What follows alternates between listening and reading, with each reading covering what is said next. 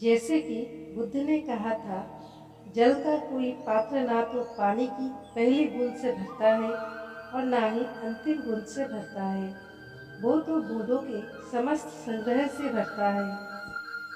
नमस्कार दोस्तों, स्वागत है आपको गौतम बुद्ध की इस कहानी में।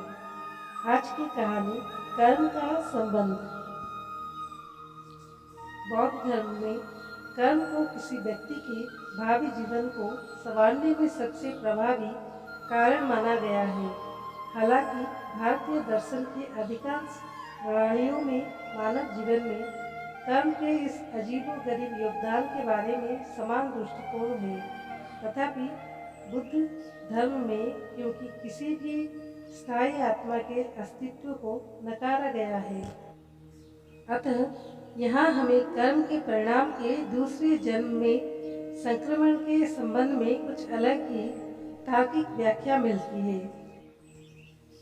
बौद्ध सिद्धांत कर्म के विषय में मानव जीवन में आज की समस्याओं के संदर्भ में व्यक्तिवादी, सामाजिक और मनोवैज्ञानिक व्याख्या पर अधिक बल देता है। बौद्ध धर्म में कर्म का अर्थ है किसी व्यक्ति को अपने पूर्व के अवस्था में किए गए कर्मों से विरासत में मिलता है, ना कि यह उसे अपने पूर्वजों से विरासत में मिला है। किसी प्राणी के स्वयं के अर्जित कर्म ही उसके पुनर्जन्म का कारण होते हैं और फलस्वरूप उसके निरंतर अस्तित्व के कारण सत्व के पूरे विद्यमान ब्रह्मांड की उत्पत्ति कर्म में होती है। वास्तव में कर्म की मूल विशेषता बिल्कुल मनोवैज्ञानिक है।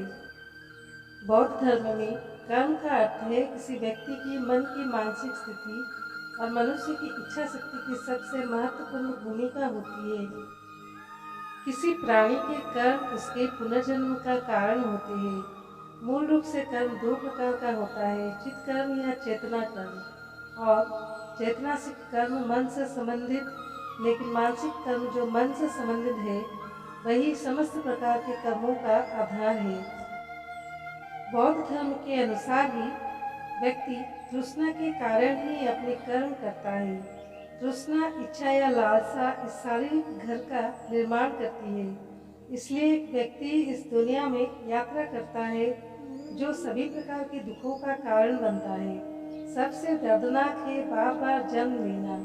कर्म के सिद्धांत की वास्तविक प्रकृति को समझने के बाद एक व्यक्ति इच्छाओं के विलुप्त होने का प्रयत्न कर सकता है और सांसारिक वस्तुओं से अलग होकर और अच्छे कर्मों को बहुत सावधानी से करके सभी दुखों से मुक्त हो सकता है।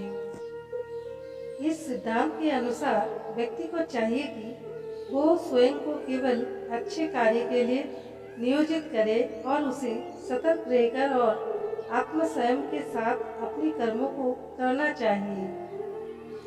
ये कहा गया है कि व्यक्ति की शुद्धि कर्म, सम्यक दृष्टि, धर्म आचरण और श्रेष्ठ पैसे पर निर्भर करता है, ना कि उच्च वंश या धन से। तो दोस्तों, कैसी लगी हमारी आज की कहानी कमेंट के माध्यम से बताएं। अच्छी लगी हो तो अपने दोस्तों के साथ जरूर शेयर कीजिए। धन्यवाद।